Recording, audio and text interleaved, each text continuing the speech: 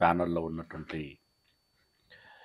దేవుని పిల్లలకి, ఆత్మీయులైనటువంటి సహోదర సహోదరీమణులకి పేరు పేరున నా హృదయపూర్వకమైనటువంటి శుభములు, వందనములు తెలియచేస్తూ ఉన్నాను. ప్రియమైనటువంటి ఆత్మీయులరా, నిన్నటి దినము వరకు యాకోబు యొక్క 11 మంది కుమారుల జననం గురించి మాట్లాడుకున్నాం. 12వ కుమారుని గురించి కూడా ప్రస్తావించుకున్నాం. కానీ ఇప్పటి వరకు ఇంకా 12వ కుమారుడు జన్మించలేదు. మనము 12వ కుమారుడు బెన్యామీను అనగా కుడి చేతి పుత్రుడు అనేటువంటి అర్థాన్ని ఎరిగి ఉంటున్నాం. ఇక ఈరోజు ఆదికాండము 30వ అధ్యాయము 25వ వచనం నుండి మనము ధ్యానించుకుందాం. నిసి జనార్దను మీకు ఇబ్బంది లేకపోతే వీడియో ఆన్ చేయవలసిందిగా మనవి చేస్తున్నాను. 30వ అధ్యాయము 25వ వచనము. రాహేలు యోసేపును కనిన తర్వాత యాకోబు లాబానుతో, నన్ను పంపివేయుము, నా చోటికిని నా దేశమునకును వెళ్ళెదను, నా భార్యలను నా పిల్లలను నాకు అప్పగింపుము, అప్పుడు నేను వెళ్ళెదను, వారి కోసము నీకు కొలువు చేసి తిని, నేను నీకు కొలువు చేసిన విధమును ఎరుగుదు గదా అని చెప్పాను. ఇది కూడా నిన్నటి దినం వరకు మనం ప్రస్తావన చేసుకున్నాం. ఒక మామ ఆయన తండ్రితో సమానం కాబట్టి తనను గౌరవిస్తూ తన దగ్గర పర్మిషన్ను తీసుకుంటున్నాడు.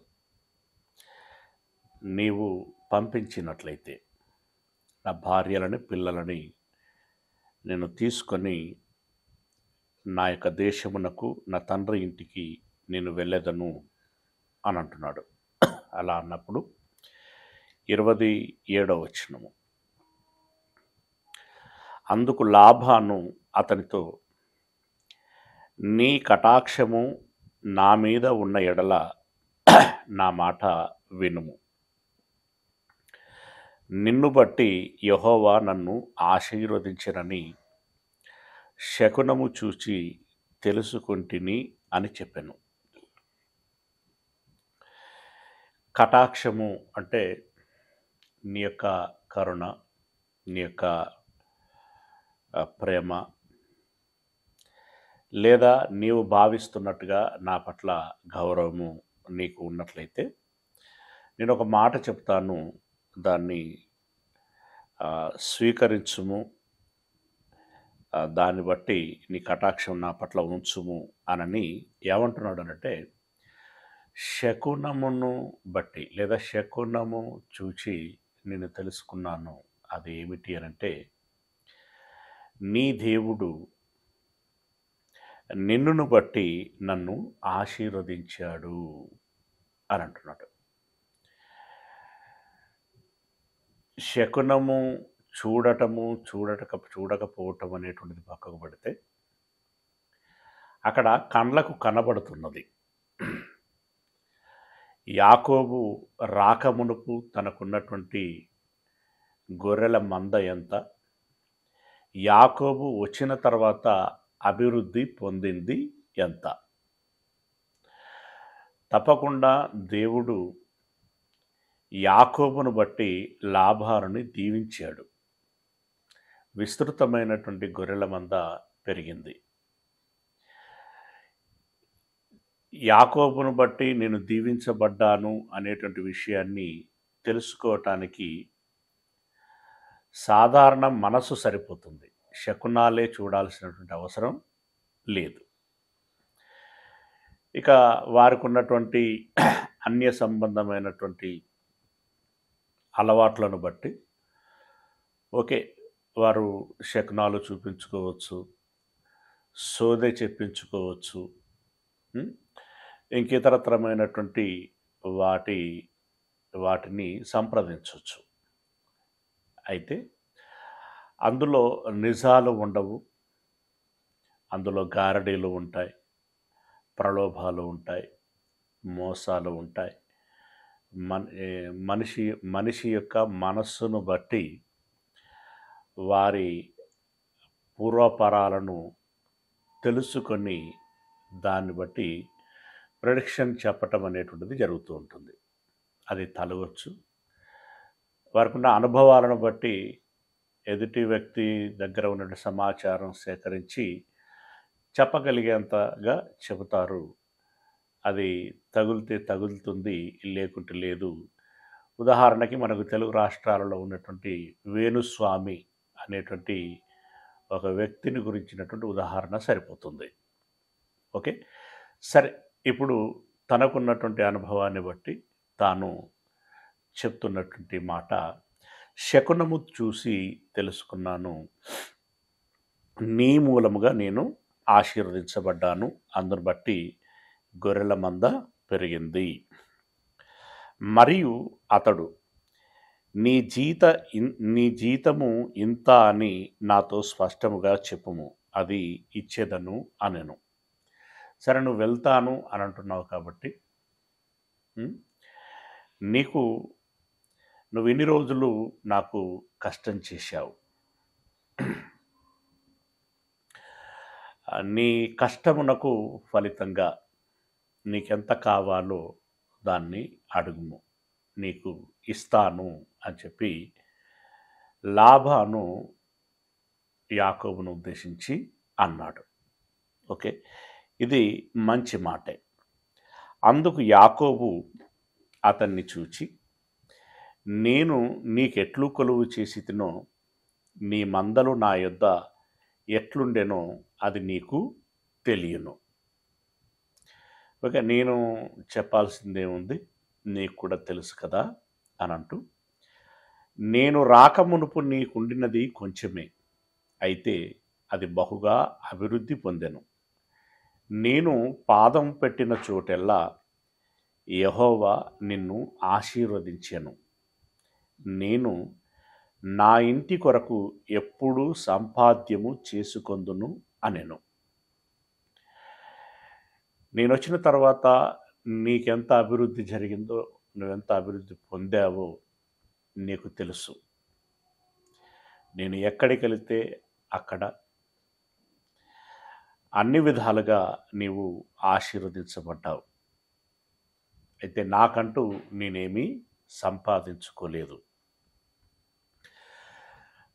చెప్పాలి అనంటే నా వయస్సు సుదీర్ఘంగా ఇక్కడ గడిచిపోయింది. 20 సంవత్సరాలు నీకు సేవ చేశాను. 20 సంవత్సరాలు యాకోబు గారు ఇక్కడ లాబాను యొద్ద ఉన్నారు. ఇక మీదట నా కొరకు నేను ఎప్పుడు సంపాదించుకుందును? కాబట్టి నేను పడిన కష్టము నీకు తెలుసు, నీవు పొందిన ఆశీర్వాదము నీకు తెలుసు. కాబట్టి దీన్ని దృష్టిలో పెట్టుకొని మీరే నిర్ణయం తీసుకుంటే సముచితంగా ఉంటుంది అని యాకోబు గారు లాబానికి విన్నపించుకుంటున్నాడు. అప్పుడు అతడు, నేను నీకేమి ఇయ్యవలనని అడిగినందుకు,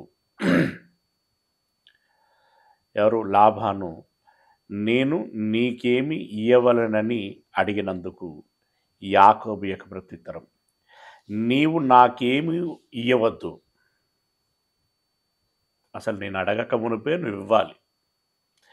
ఇంత అని నా నోట చెప్పించాలని మీరు అనుకుంటున్నారు.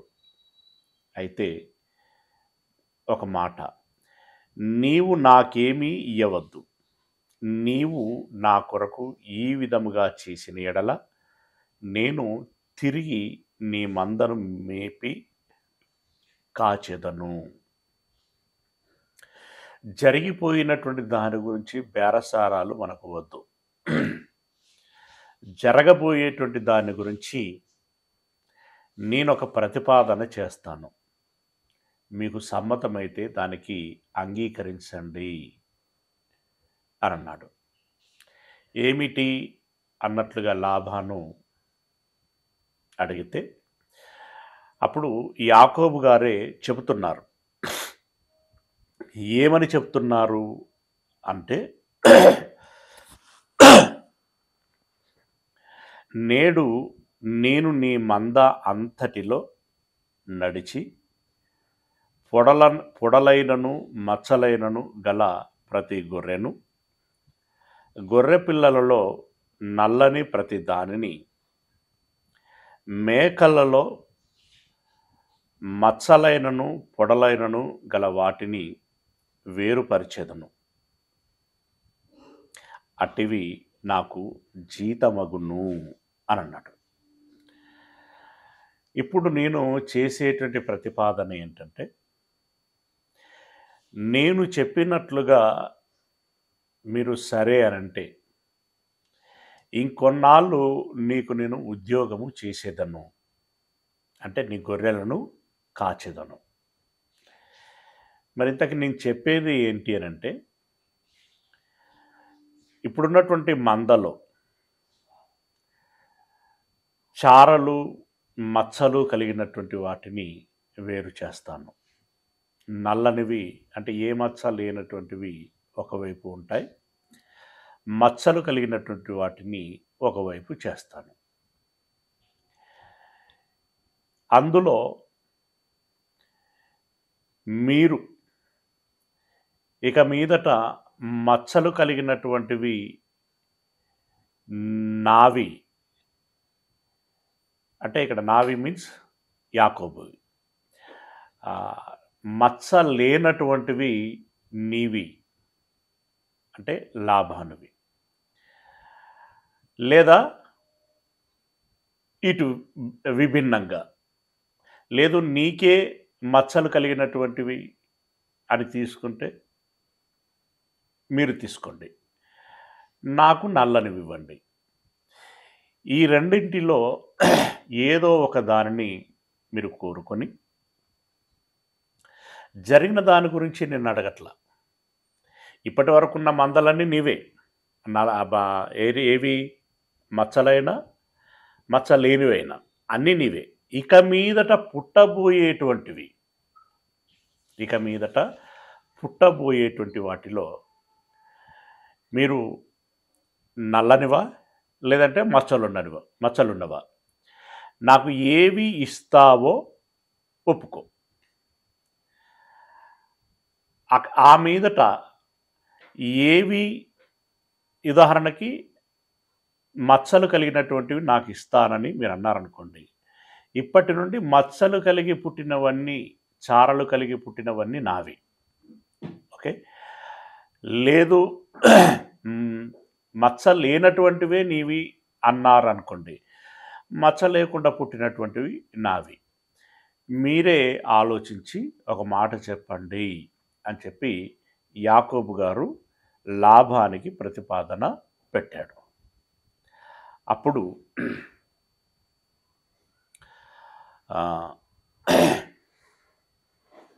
33వ వచనం, ఇక మీదట నాకు రావలసిన జీతమును గూర్చి నీవు చూడవచ్చినప్పుడు న్యాయ ప్రవర్తనే నాకు సాక్ష్యమగును. మేకలలో పొడలైనను మచ్చలైనను లేనివన్నీయు, గొర్రె పిల్లలలో నలుపు లేనివన్నీయు నా యొద్ద ఉన్న ఎడల నేను దొంగిలితినని చెప్పవచ్చును అనెను. అంటే మీరు ఇప్పుడు ఏ మాట అయితే అంటారో ఆ మాటను బట్టి ఇప్పుడు నీకు చెందవలసినటువంటివి నావి అని ఎంచుకుంటున్నటువంటి మందలో ఉన్నాయనుకో, నీ దగ్గర నేను దొంగతనం చేసినటువంటి వాడిని అవుతాను. అవి కంటికి కనపడతాయి, దాచేది ఏముండదు కదా. కాబట్టి నీకు ఇది సులువుగానే ఉంటుంది. అందుకు లాభాను మంచిది, నీ మాట చొప్పునే కానిమ్ము అనెను. ఆ దినమున లాభాను చారయైనను మచ్చయైనను గల మేకపోతులను, పొడలైనను మచ్చలైనను గల పెంటి మేకలన్నిటినీ, కొంచెము తెలుపు గల ప్రతి దానిని గొర్రెపిల్లలలో నల్లవాటినన్నిటినీ అన్నిటినీ వేరు చేసి తన కుమారుల చేతికి అప్పగించి, తనకును యాకోబునకును మధ్య 3 దినముల ప్రయాణమంతా దూరము పెట్టెను. అంటే ఈ 2 రకాలైనటువంటి వర్ణము కలిగినటువంటి, అంటే మచ్చలు కలిగినటువంటివి, మచ్చలు లేనటువంటివి, వాటిని వేరు చేసి 3 దినముల ప్రయాణమంతా దూరం పెట్టాడట. ఎందుకంటే మళ్ళీ కలిసిపోకూడదు అని. అయితే వేరు చేసినటువంటి ఈ నల్లనివి తానుంచుకున్నాడు, మచ్చలు కలిగినటువంటివి యాకోబు చేతికి ఇచ్చాడు. ఈ వేరు చేసినటువంటి తనకుగా ఉంచుకున్నటువంటి వాటిని ఏం చేశాడు అంటే తన కుమారులకు అప్పగించాడట. లాభాను తన కుమారులకి అప్పగించాడు. ఇక అదే లాభాన్ని జాగ్రత్తగా గమనించినట్టయితే మళ్ళీ చదువుకుందాం. 36 వచనం, 35 మళ్ళీ చదువుతున్నాను. ఆ దినమున లాభాను చారయైనను మచ్చయైనను గల మేకపోతులను, పొడలైనను మచ్చలైనను గల పెంటి మేకలన్నిటినీ, కొంచెము తెలుపు గల ప్రతి దానిని గొర్రె పిల్లలలో నల్లవాటిని వేరు చేసి తన కుమారుల చేతికి అప్పగించి అంటే లాభాను తన కుమారుల చేతికి అప్పగించాడు. తనకును యాకోబునకు మధ్య 3 దినముల ప్రయాణమంతా దూరం పెట్టాను. అంటే లాభానికి యాకోబుకి వాటికున్నటువంటి గొర్రెలకు నిడివి ఎంత పెట్టాడంటే 3 దినముల ప్రయాణం అంతా. అంటే 3 దినాల ప్రయాణం చేస్తే కానీ మరలా వీళ్ళ గొర్రెలు కలుసుకోలేనటువంటి పరిస్థితి. ఆ రకంగా దూరము ఉంచాడు. లాభాను యొక్క మిగిలిన మందను యాకోబు మేపుచుండెను. అంటే తాను ఉంచుకోవలసినటువంటి వాటిని తాను వేరు చేసుకొని తన పిల్లలకి అప్పగించాడు. ఇప్పుడు వాటిని తన పిల్లలు చూసుకుంటున్నారు. ఇక యాకోబుకి ఒక మందను అప్పగించాడు, వీటిని మేపుము అని చెప్పి యాకోబునకి ఇచ్చాడు. మిగిలిన మందను లాభాను యొక్క మిగిలిన మందను యాకోబు మేపుచుండెను. అది ఇలా మేపుచూ ఉన్నటువంటి తరుణములో, అంటే ఇప్పుడు యాకోబు దగ్గర ఏమున్నవి? మచ్చలు కలిగినవి ఉన్నవి. అవి ఎవరివి? లాభానువి. మీరు గుర్తుంచుకోవాలి, అవి లాభానువి. వాటిని మేపుచున్నాడు. ఇప్పుడు పుట్టబోయేటువంటి వాటిలో మచ్చలు కలిగినవి పుడితే యాకోబుకి, లేదా నల్లటివి పుడితే, అంటే మచ్చ లేనివి పుడితే, నల్లటివి అని కూడా కాదు, మచ్చ లేనివి, మన దగ్గర బొల్లివి అని అంటూ ఉంటాం. ఓకే, చారలు. ఈ మచ్చ లేనటువంటివి పుడితే యాకోబువి. అది ప్రతిపాదన. ఆ మేరకి ఇప్పుడు ఇతడు మేపుచున్నాడు. అయితే యాకోబు ఏం చేశాడు అనంటే, ఆయనకి ఒక శాస్త్రం తెలిసింది. ఏంటి శాస్త్రము అనంటే, గర్భమునకు ముందు మామూలుగా మనుషుల్లో జరిగేటువంటిది, వైద్యులు కూడా సలహా ఇస్తూ ఉంటారు. ఈ ప్రెగ్నెన్సీ సంబంధమైనటువంటి విషయాలలో ఈ గైనకాలజిస్టులు వారి హాస్పిటళ్ళలో వారు ఉండేటువంటి క్యాబిన్లో చిన్న పిల్లలకు సంబంధించినటువంటి ఫోటోలు పెడుతూ ఉంటారు. అలాగే ప్రెగ్నెన్సీ కోసము వాళ్ళ యొద్దకు వచ్చినటువంటి వాళ్ళకి సలహాలు ఇస్తూ ఉంటారు. మీ ఇంట్లో చిన్న పిల్లల ఫోటోలు పెట్టుకోండి అని. ఎందుకు అనంటే మంచి అందమైన నవ్వుచున్నటువంటి ఆకర్షణీయమైనటువంటి పిల్లల ఫోటోలు పెట్టుకోవటం మూలంగా ఇలాంటి పిల్లలు కావాలి అని మీకు తెలియకుండానే సైకలాజికల్గా మానసికంగా మీరు ఒక కోరిక పెంచుకోవటానికి అవకాశం అవుతుంది. కోరికను పెంచుకుంటారు. ఆ రకంగా మీకు ప్రెగ్నెన్సీ కన్సిడర్ అవ్వటానికి అవకాశం ఉంటుంది. అంతేకాకుండా ఈ దృశ్యము మీ నేత్రములు ఏ బొమ్మనైతే చూస్తూ ఉంటాయో అలాంటి ఒక అందమైనటువంటి రూపము కలిగినటువంటి బిడ్డలు పుట్టటానికి అవకాశము ఇంటర్నల్గా ఏర్పడుతూ ఉంటుంది. గనక అలాంటి బొమ్మలను పెట్టుకోండి అని చెప్తూ ఉంటారు. అంటే ఈ చూస్తున్నటువంటి దృశ్యాన్ని బట్టి మెదడులో మనకు ఒక రకమైనటువంటి చర్యలు జరుగుతూ ఉంటాయి. తద్మూలంగా సంబంధిత హార్మోన్లు రిలీజ్ అవుతూ ఉంటాయి. ఓకే, ఆ సంబంధిత హార్మోన్లు రిలీజ్ అవ్వటం మూలంగా వారు కలుసుకోవటం, ప్రెగ్నెన్సీ తెచ్చుకోవటం, ఆ రకంగా ఒక మంచి రూపము తల్లి గర్భంలో నిర్మాణం అవ్వటం, డెలివరీ అవ్వటం అనేటువంటిది జరుగుతూ ఉంటుంది. ఇది శాస్త్రీయంగా నిరూపణ ఉంది దీనికి.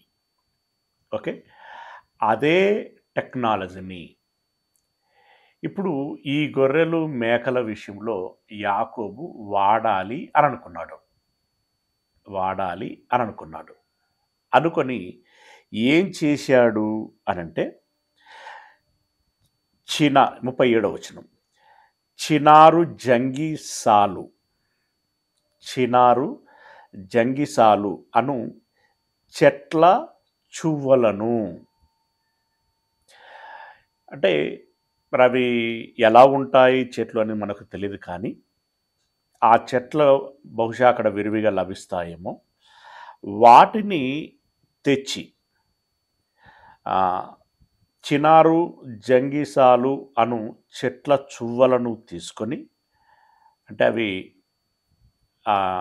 బరిగల రూపంలో కొమ్మలు కదా, పొడవాటి కొమ్మలుగా ఉండేటువంటివేమో, వాటిని తీసుకొచ్చి తెల్ల చారలు కనబడినట్లు అక్కడక్కడ వాటి తొక్కలు ఒలిచి మందలు నీళ్లు త్రాగవచ్చినప్పుడు అవి చూలు కట్టుటకు అతడు తాను ఒలిచిన చువ్వలను మందలు త్రాగుటకు వచ్చు కాలువలలోను నీళ్ళ గాళ్ళలోను వాటి యొద్ద పెట్టగా.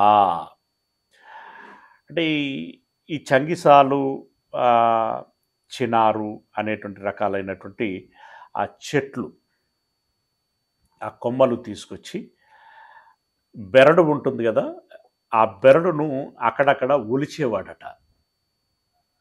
ఒలవటం మూలంగా, అంటే తొలగించటం మూలంగా ఒక దగ్గర ఆ తోలు ఉన్నటువంటి దగ్గర పచ్చగాను, లేదంటే ఇతర వర్ణంలో, తోలు ఒలిచిన చోట తెల్లగాను మరో వర్ణంలో ఉండేటువంటివి అనమాట.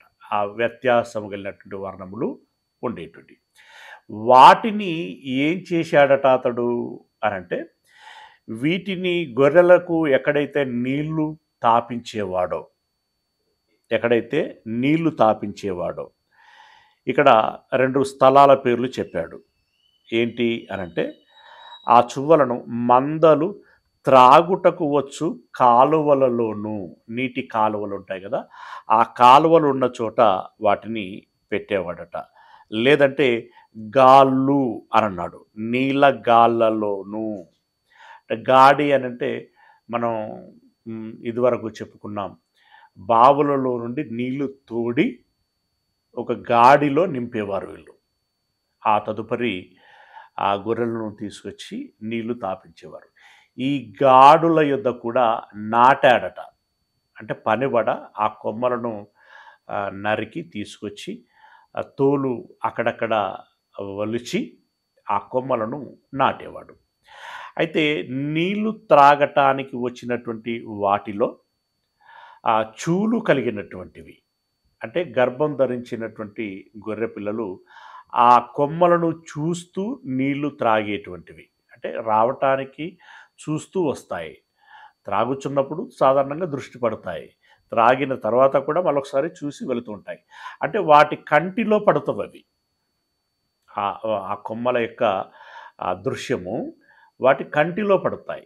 ఇప్పుడు కంటిలో పడ్డ తర్వాత ఏం జరుగుతుంది? ఇందాక చెప్పుకున్నట్టుగా మెదడులో కొన్ని చర్యలు చోటు చేసుకుంటాయి.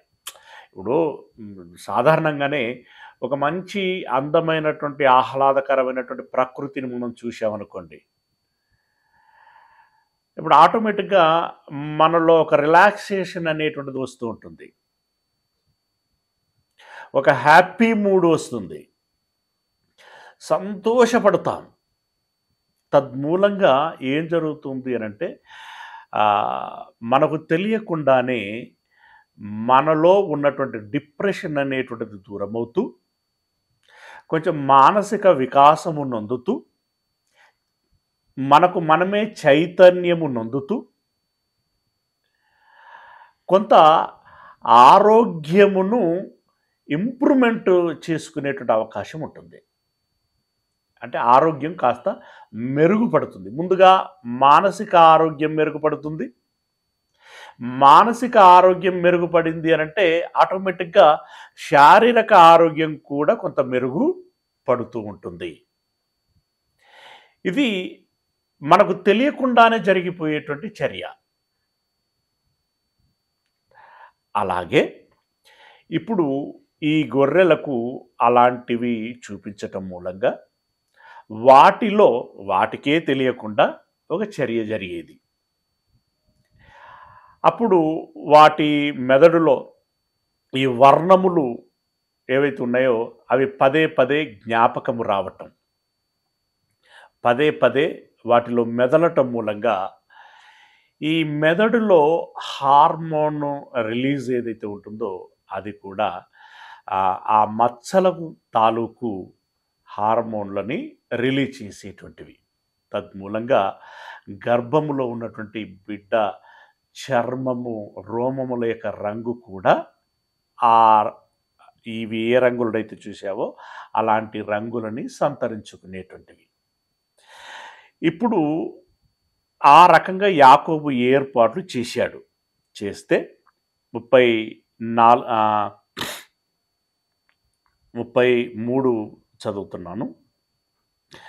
ఇక మీదట నాకు రావలసిన జీతమును గూర్చి నువ్వు చూడవచ్చినప్పుడు నా న్యాయ ప్రవర్తనే నాకు సాక్ష్యమగును.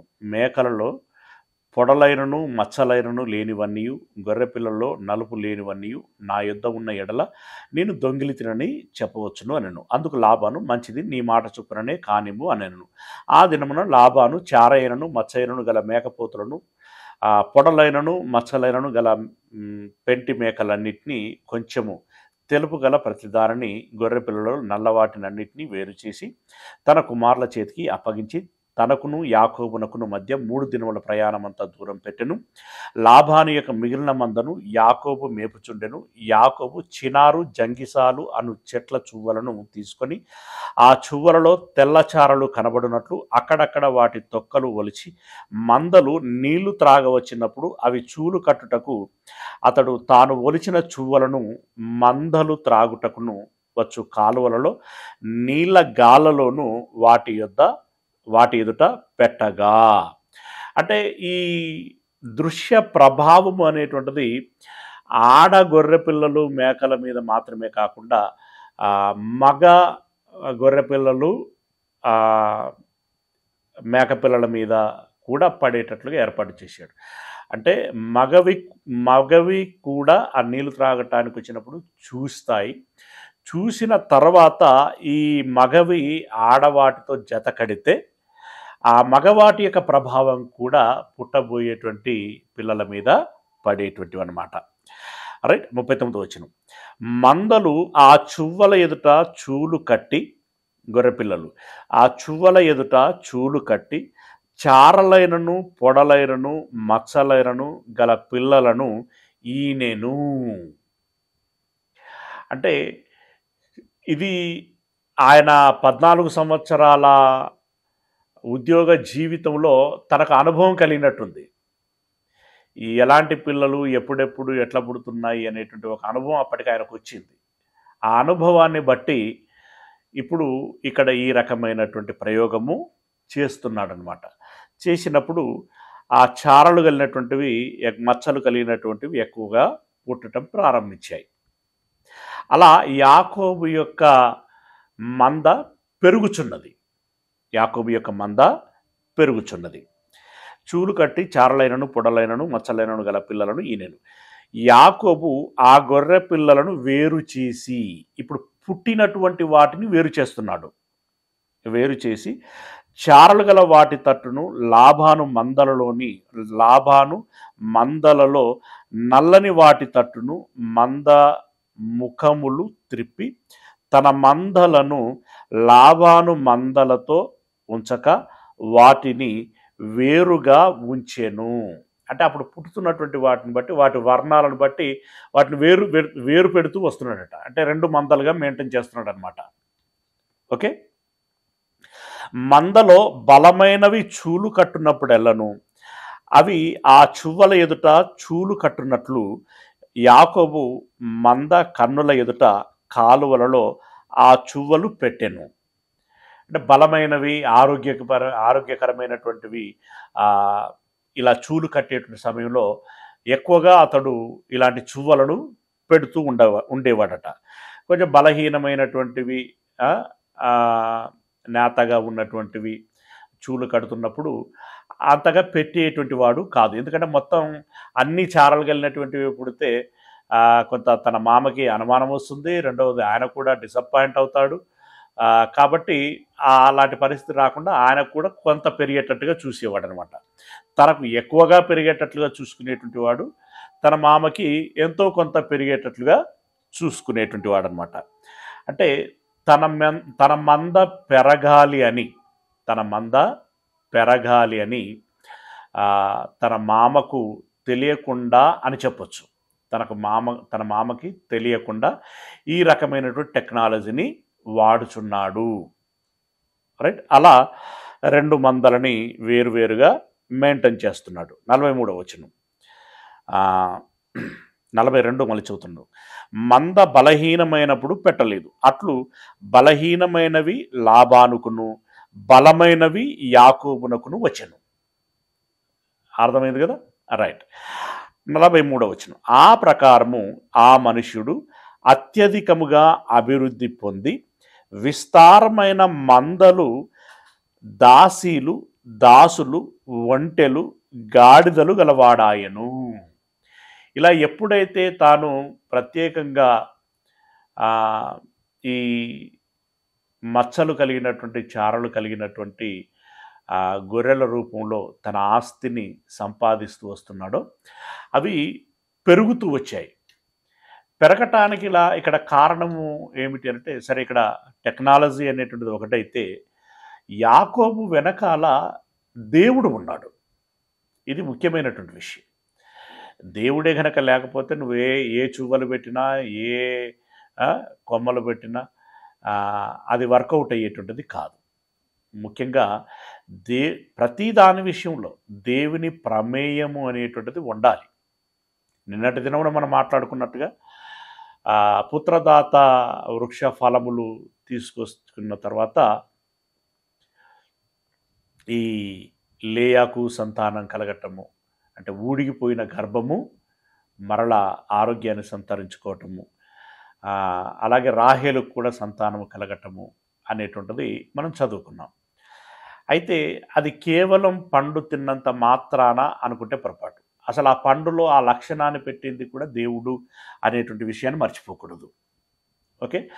లక్షణాలను పెడతాడు. అలాగే దేవుడు కూడా తన కృపను ఉంచుతాడు. తద్మూలంగా అలా వారు సంతానాన్ని పొందుకోవటానికి వీలైంది. అదే విధంగా ఇక్కడ ఆ చారలు కలిగినటువంటి విధంగా ఆ కొమ్మలను పెట్టినంత మాత్రమునే మొత్తంగా ఆ రకంగా పుట్టినవి అని అనుకుంటే పొరపాటు. యాకోబు పట్ల దేవుని యొక్క కృప ఉన్నది. అది ముఖ్యమైనటువంటిది. ఆ కృపను బట్టి యాకోబు బహుగా ఆశీర్వదించబడ్డాడు. తన మామ ఏ జీతమైతే ఇక్కడ ఏర్పాటు చేశాడు. ఇప్పుడు తన మామ ఏ జీతం ఏర్పాటు చేసినట్టు, ఇప్పుడు మచ్చలు కలిగినవి పుడితే అది నీకు జీతంగా ఉంటుంది అన్నట్లుగా ఏర్పాటు చేశాడు. ఇప్పుడు ఆ మచ్చలు కలిగినటువంటివి, అందులో బలమైనటువంటివి ఎక్కువగా పుట్టాయి. అవి యాకోబునకు చెందాయి. అవి మందలుగా పెరిగిపోవటం మూలంగా వాటిని కాయటానికి, వాటిని మెయింటైన్ చేయటానికి పనివారిని కూడా అతడు సమకూర్చుకున్నాడు. అలాగే ఒంటెలు, గాడిదలను కూడా సమకూర్చుకున్నాడు ప్రయాణ సౌకర్యాల కోసం. ఆ రకంగా అతడు అభివృద్ధి పొందాడు. ఓకే. 31వ అధ్యాయం. లాబాను కుమారులు. లాబానుకు కూతుళ్ళతో పాటు కుమారులు కూడా ఉన్నారు. ఈ విషయాన్ని మనం నోటీస్ చేయాలి. ఓకే. లాబాను కుమారులు, మన తండ్రికి కలిగినది యావత్తును యాకోబు తీసుకొని, ఇప్పుడు మచ్చలు కలిగిన మందలు కూడా ఇప్పుడు యాకోబు తండ్రి యొద్ద నుండి తీసుకున్నట్టు అవి మొదటగా లాభానివే కదా, రైట్? ఆ మాటే మాట్లాడుతున్నారు వీళ్ళు ఇక్కడ. మన తండ్రికి కలిగినది యావత్తును యాకోబు తీసుకొని, మన తండ్రికి కలిగిన దాని వలన ఈ యావదాస్తి సంపాదించానని చెప్పుకొనిన మాటలు యాకోబు వినెను. యాకోబుకు ఇంత మంద పెరిగింది, ఇంత మంద లభించింది అంటే అది ఎలా వచ్చింది? మన తండ్రి ఇచ్చినటువంటి మందలను బట్టే అతడు ఇంత ఆస్తిని సంపాదించుకున్నాడు. ఎవరికైనా కూడా కొంచెం ఎవరైనా అభివృద్ధి పొందుతున్నారు అంటే జలసి వస్తుంది, అసూయ కలుగుతుంది. నిన్న అక్క చెల్లెళ్ళ విషయంలో కూడా అది గమనించాం, అవునా? ఇప్పుడు ఇక్కడ యాకోబు యొక్క గొర్రెల మందలు ఎప్పుడైతే పెరిగిపోతున్నాయో లాబాను కుమారులకి అసూయ కలిగింది. అసూయ కలిగి వాళ్ళు మాట్లాడుకుంటున్నారు, ఈయనకి ఇంత ఆస్తి ఎట్లొచ్చింది, ఇన్ని గొర్రెలు ఎలా సంపాదించగలిగాడు అంటే, మన తండ్రి గొర్రె పిల్లలలో నుండే ఇతడు ఇంత ఆస్తిని సంపాదించగలిగాడు అని ఒక విధంగా అసూయతో వారు మాట్లాడుకున్నటువంటి మాటలు యాకోబు చెవిన పడ్డాయి. ఇప్పుడు ఎవరికైనా అది చివుక్కుమంటుంది కదా. అంటే ఇప్పుడు నేను నా మామ మూలంగానే అభివృద్ధి పొందానని, నేను నా మామ మూలంగానే సంపాదించుకున్నానని, ఒకవేళ అది నిజమైనా కూడా నా మామ కుమారులు ఇలా మాట్లాడుకోవటం అనేటువంటిది నాకు మంచిగా అనిపించలేదు, అగౌరవంగా అనిపించింది, మనసు చివుక్కుమన్నది. లైక్ దట్ ఇలాంటి మానసికంగా ఫీల్ అవ్వటం అనేటువంటిది జరుగుతూ ఉంటుంది. ఈ యాకోబుకు అది జరిగింది. ఇప్పుడు రెండవ వచనంలో ఆయన ఏమంటున్నాడంటే, యాకోబు మరియు అతడు లాబాను ముఖము చూచినప్పుడు, అంటే తన బావమరుదులు అనుకోవచ్చు, వారు మాట్లాడుకోవటమే కాకుండా తన మామ కూడా, అంటే బావమరుదులు మాట్లాడుకోవటమే కాకుండా వాళ్ళ తండ్రితో కూడా చర్చించినట్టున్నారు. ఇదేంటి నాన్న, మీరు మందలను యాకోబు గారికి అంటే బావగారికి ఇస్తే పోనీ నీకు సగం ఆయనకు సగం పుట్టినాయి అని అంటే సరే, కానీ అలా కాకుండా ఏకపక్షంగా అన్నట్టుగా చారలు కలిగినటువంటివి, మచ్చలు కలిగినటువంటివి ఎక్కువ పుడుతున్నాయి, ఈ నల్లవి ఈ మచ్చలు లేనటువంటివి తక్కువ పుడుతున్నాయి, అందులో కూడా పీలవి చాలా ఉన్నాయి, అతని మాత్రం బలంగా ఉన్నాయి, ఆరోగ్యంగా ఉన్నాయి, ఎక్కువ మొత్తంలో ఉన్నాయి అని చెప్పి ఏదో మాట్లాడుకుంటే అది లాబాను కూడా నిజమే కదా అని అనిపించింది. ఆయన ముఖము చిన్నబుచ్చుకున్నాడు. లాబాను తన ముఖాన్ని చిన్నబుచ్చుకున్నాడనమాట. అతడు లాబాను ముఖము చూచినప్పుడు అది నిన్న మొన్న వండినట్లు అతని ఎడల ఉండలేదు. చిన్నబుచ్చుకోవటము, అతడు కూడా కొంచెం యాకోబుని బట్టి బాధపడటము, ఆయన కూడా ఇదేంటి అనేటువంటి ప్రశ్నార్థకమైనటువంటి వదనంతో ఉండటము ఏదో జరిగింది. అయితే 3వ వచనంలో, అప్పుడు యెహోవా, నీ పితరుల దేశమునకు నీ బంధువుల యొద్దకు తిరిగి వెళ్ళుము, నేను నీకు తోడై ఉండేదనని యాకోబుతో చెప్పగా. అంటే ఇప్పుడు ఎప్పుడైతే కొంచెం ఈ బంధువుల మధ్యలో, అంటే యాకోబుకి తన మామ అయినటువంటి లాబానికి అతని పిల్లలకి కొంచెం ఈ వైరుధ్యము అనేటువంటిది చోటు చేసుకుంటున్నదో, ఇది ముదరక మునిపే, ఇది తీవ్ర రూపము దాల్చక మునిపే, నీవు ఇప్పుడే నీ మామ యొద్ద నుండి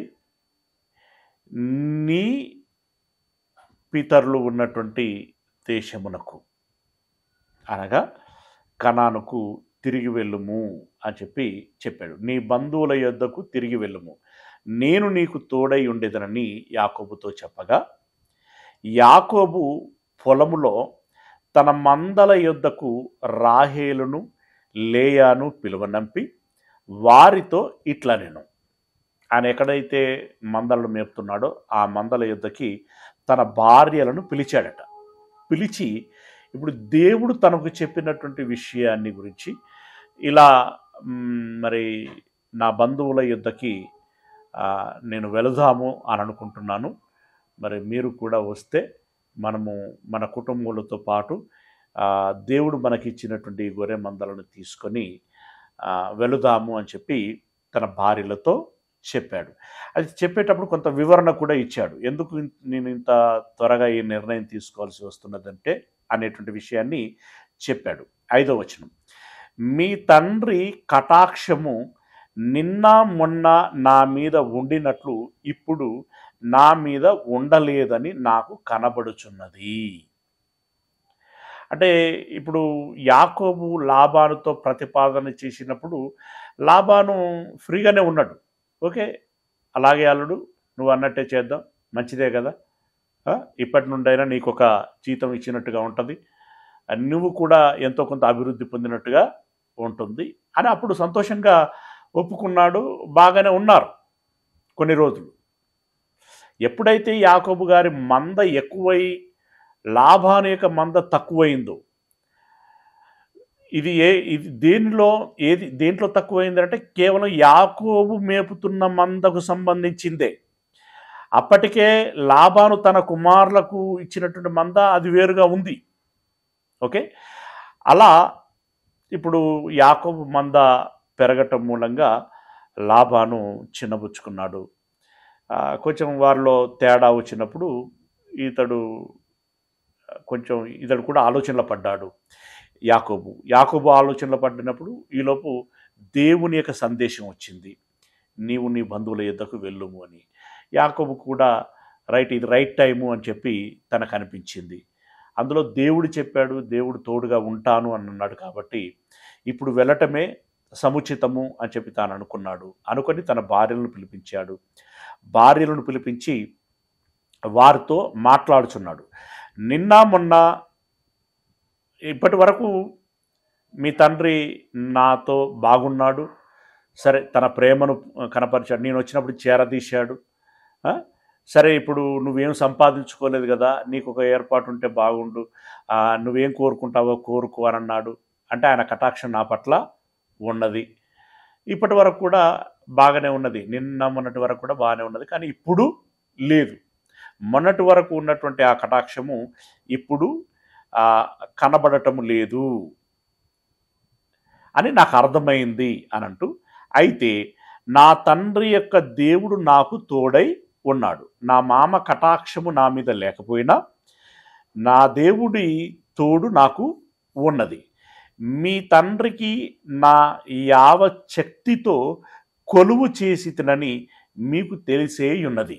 మీకు తెలియనిదేం కాదు, ఈ 20 సంవత్సరాలుగా మీ తండ్రికి నేను కొలువు చేస్తూ వచ్చాను. ఎంతగానంటే నా శక్తి కొలది నా శక్తి కొలది నేను కొలువు చేసిదనని మీకు తెలిసే ఉన్నది. నిజంగా గొర్రెలు కాచేటువంటి వృత్తిలో నుండి చాలా హార్డ్నెస్ ఉంటుంది. పగలంతా తిరగాలి, రాత్రి కూడా కనిపెట్టుకొని ఉండాలి. వానొత్తాంది అనంటే కుదరదు, ఎండ కొడుతుంది అనంటే కుదరదు, చలి పెడుతుంది అంటే కుదరదు. ఏ కాలమైనా సరే వారు మందలను కాచుకోవాలి. ఆ క్రమంలో ఎన్నో రాళ్ళ దెబ్బలు, ఎన్నో ముండ్లు, ఎన్నో రకమైనటువంటి వాతావరణ ప్రతికూలతలు, ఇవి చాలా ఉన్నట్టుగా క్రూర మృగముల బెడద, దొంగల బెడద, ఇలా రకరకాలైనటువంటి సమస్యలు ఉంటాయి. వాటన్నిటికీ తట్టుకొని ఈ మంద కాపర్లు కాయాల్సి ఉంటుంది. నేను అలా నా యావత్ శక్తితో కొలువు చేసితనని మీకు తెలిసి ఉన్నది. మీ తండ్రి నన్ను మోసపుచ్చి 10 మార్లు నా జీతము మార్చెను. ఇది ఇక్కడ నోటీస్ చేయాల్సినటువంటి మాట. అంటే ఏం జరిగి ఉంటుంది అనంటే ఆ వివరణ అక్కడ లేదు, కానీ కేవలం 10 సార్లు జీతం మార్చెను అని అన్నాడు. ఎలా మార్చి ఉంటాడు, ఏం మార్చి ఉంటాడు అనంటే, ఇతడికి ఏ రకమైనటువంటి మందలు పెరుగుచున్నాయో అది గమనించి లేదు లేదు అల్లుడు ఇప్పటి నుండి ఇట్లా అని చెప్పి మేబీ ఇక మీదట ఇప్పుడు మచ్చలు కలిగినటువంటివి ఎక్కువ పుడుతూ వచ్చాయి కదా. అప్పుడు ఎప్పుడైతే గమనించాడో లాభాను ఏమని ఉంటాడు అంటే ఆ వివరణ ఇక లేదు, కానీ బహుశా ఏమని ఉండి ఉంటాడంటే, ఇప్పటి నుండి మచ్చలు కలిగినటువంటివే నావి, మచ్చలు లేనటువంటివి నీవి అని ఉంటాడు. అది ఏదో అని ఉంటాడు. అంటే మార్పు చేశాడనమాట. మార్పు చేస్తే ఈయన మార్చినా కూడా ఇప్పుడు యాకోబుకి ఏవి చెందుతావని లాభాను అన్నాడో అవి మాత్రమే పుడుతున్నాయి, అవే పెరుగుచున్నాయి. అంటే ఇక్కడ కూడా ఇంకోటి జరగవచ్చు. ఏంటి, మచ్చలేనటువంటి నీవి అన్నప్పుడు ఈ ఇందాక ఆ చీనారు జింగిసాలు ఆ యొక్క కొమ్మలని ఆ నీళ్ళ ఊరల యొద్ద పెట్టకుండా ఉండి ఉంటాడు. ఏదో సంథింగ్, కేవలం నల్లటి తోరణం ఏదైనా కట్టి ఉంటాడు. సంథింగ్ ఆయన చేసేటువంటి ప్రయత్నం ఆయన చేసి ఉంటాడు. ఏదేమైనప్పటికీ ఇలా ఎన్నిసార్లు మార్చాడట అంటే 10 సార్లు మార్చాడట. 10 సార్లు మార్చినా కూడా ఈ 10 సార్లు యాకోబుకు సంబంధించినటువంటి వర్ణము కలిగినటువంటి గొర్రె పిల్లలే పుడుతూ వచ్చాయి. ఆ రకంగా యాకోబు యొక్క మంద చాలా అభివృద్ధి పొందింది. మీ తండ్రి నన్ను మోసపుచ్చి 10 మార్లు నా జీతము మార్చెను. అయితే ఇక్కడ మోసము గురించి యాకోబు మాట్లాడుచున్నాడు, కానీ యాకోబు విషయంలో మనం కూడా ఒకటి మాట్లాడుకోవాల్సి ఉంటుంది. సరే, తన అన్న విషయంలో మోసం చేసింది మనకు తెలిసిందే, అది అలా ఉంచితే ఇప్పుడు ఇక్కడ పని కట్టుకొని ఈ కొమ్మలను పెట్టడం అనేటువంటిది ఉన్నది కదా, అది కూడా ఓకే, నా మంద పెరగాలి అనేటువంటి ఆశ ఉండటంలో తప్పులేదు, కానీ పని కట్టుకొని ఈ కొమ్మలను పెట్టటము అనేటువంటిది ఒక విధంగా ఎంతో కొంత తన మామని తాను మోసం చేసినట్టే. సరే, ఇతడు వీళ్ళ యొక్క మానసిక దృక్పథాలు ఎలాగున్నా కూడా దేవుని యొక్క కృప మాత్రం యాకోబు పట్ల ఉండింది. అలా యాకోబు యొక్క మంద పెరిగింది. అయితే ఈ జీతం మార్చటం విధానంలో లాభాను యాకోబును మోసం చేస్తూ వస్తున్నాడు. అంటే మార్చి మార్చి జీతం ఇస్తున్నాడు. ఆ రకంగా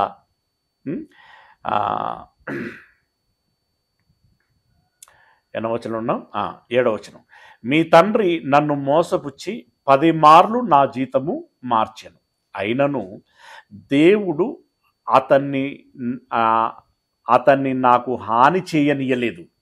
అంటే జీతం మార్చినా కూడా మార్పును బట్టి, మార్చబడినటువంటి ఈ జీతం మార్పును బట్టి నాకు నష్టమేమి కలగనీయలేదు దేవుడు.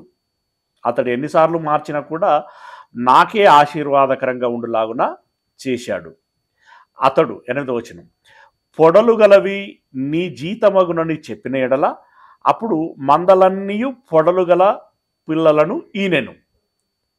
ఓకే, చారలు గలవి నీ జీతమగునని చెప్పిన ఎడల అప్పుడు మందలన్నీయు చారలు గల పిల్లలను ఈనెను. అంటే ఏవి నీకు చెందుతవి అనంటే అవే పుట్టడం ప్రారంభించాయి. అట్లు దేవుడు మీ తండ్రి పశువులను తీసి నాకు ఇచ్చాను.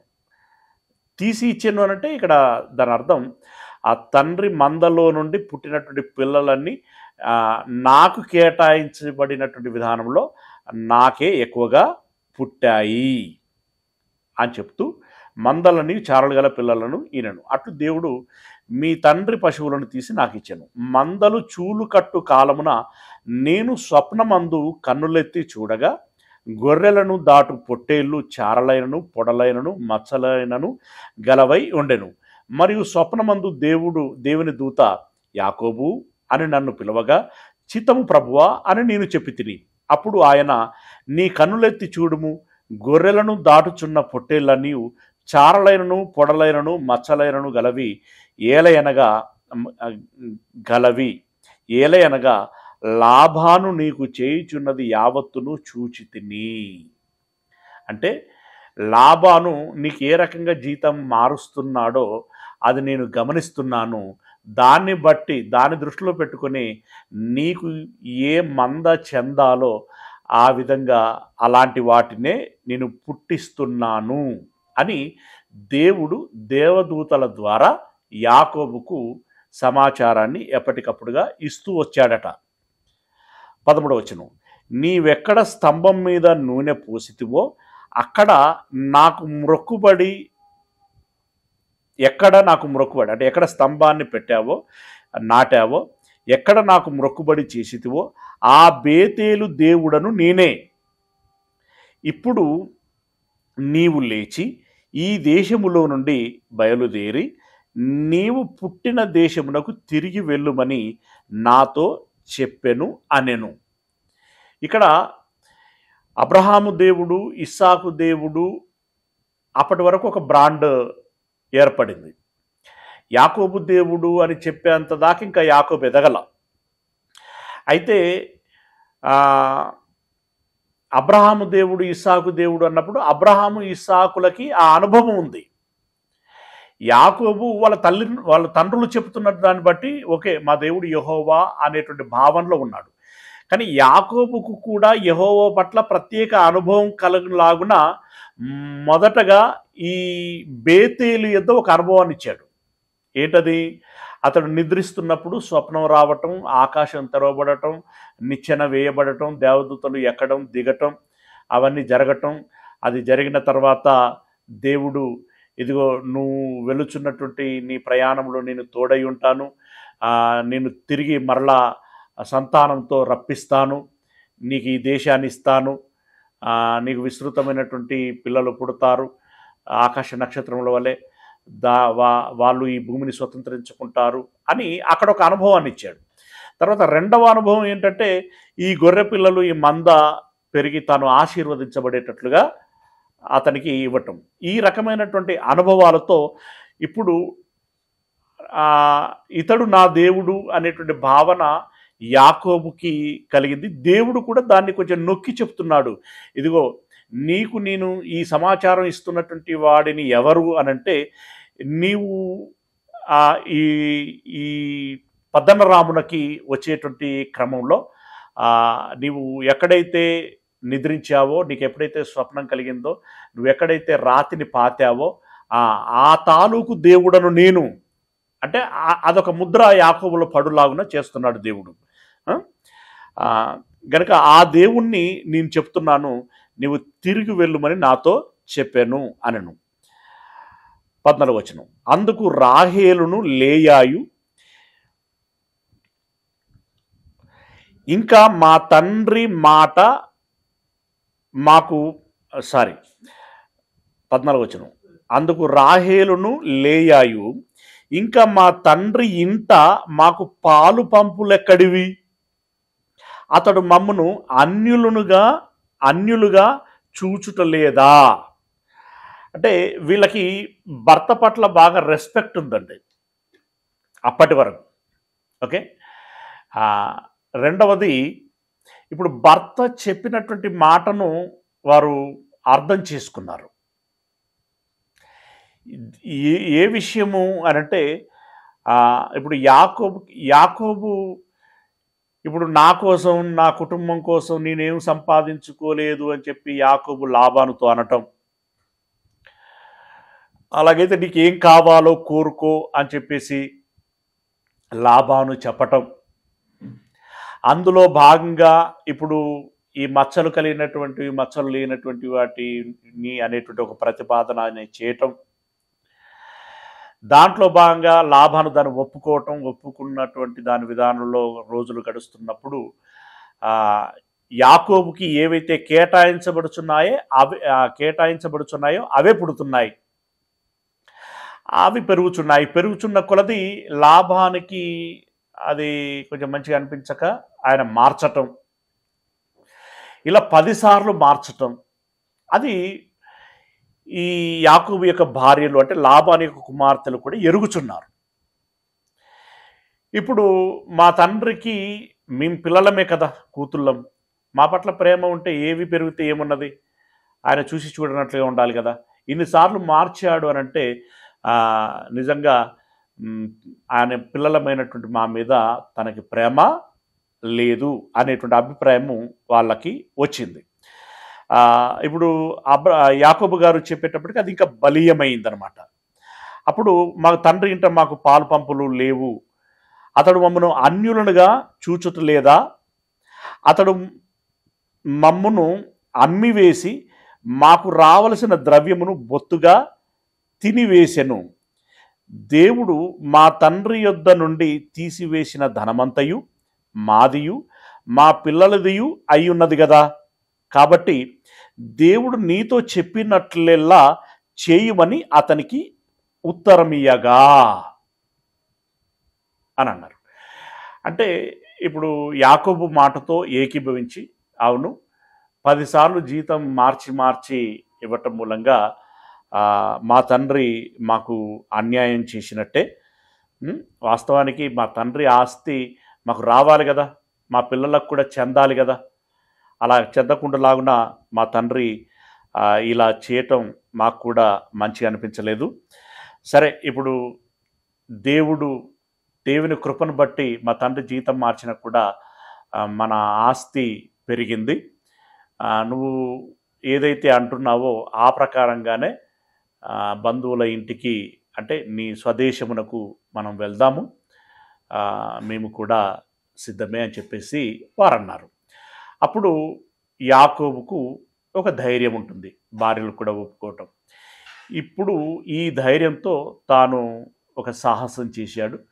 అది ఏంటి, మరి ఆ తర్వాత ఏం జరిగింది అనేటువంటి విషయాన్ని రేపటి దినమున తెలుసుకునేటువంటి ప్రయత్నం చేద్దాం. ప్రార్థన చేసుకుందాం ప్రియులారా. మహోన్నతుడైనటువంటి మా దేవుడా, మా కన్న తండ్రి, మీ పాదములకు వందనాలు చెల్లిస్తూ ఉన్నాం. ఇప్పటి వరకు మీరు మీ మాటలని, మీ సందేశాన్ని మాకు తెలియచేసి ఉంటున్నారు.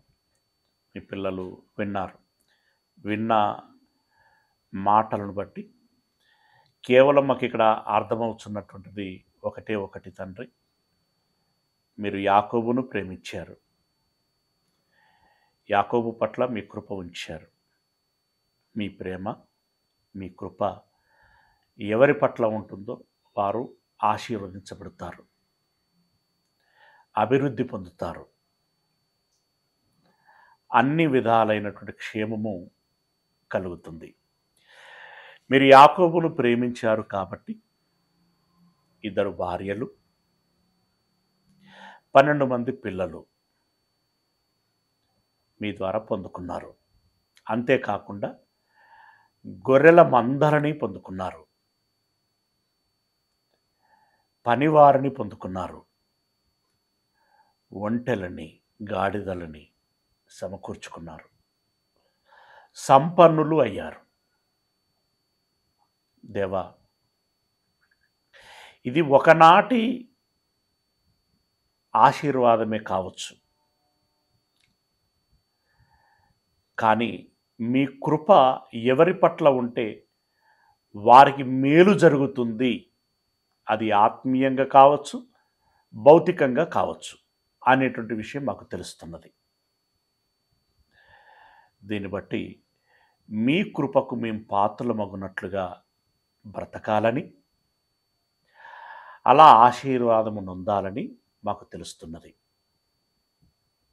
తండ్రి, మీరు ఇచ్చినటువంటి నిబంధన చొప్పున మేము బ్రతుకుతాం. దయచేసి మీ కృప మా పట్ల ఉంచండి. అందులో మేము ప్రత్యేకంగా కోరుకుంటున్నది ఆత్మీయమైనటువంటి ఆశీర్వాదం మాకు దయచేయండి. ఆరోగ్యమునివ్వండి, బలమునివ్వండి. ఆ తదుపరి శరీర సంబంధమైనటువంటి ఆశీర్వాదం కూడా మాకు దయచేయండి. మా ఉద్యోగ జీవితాలలో తోడై ఉండండి. మాకు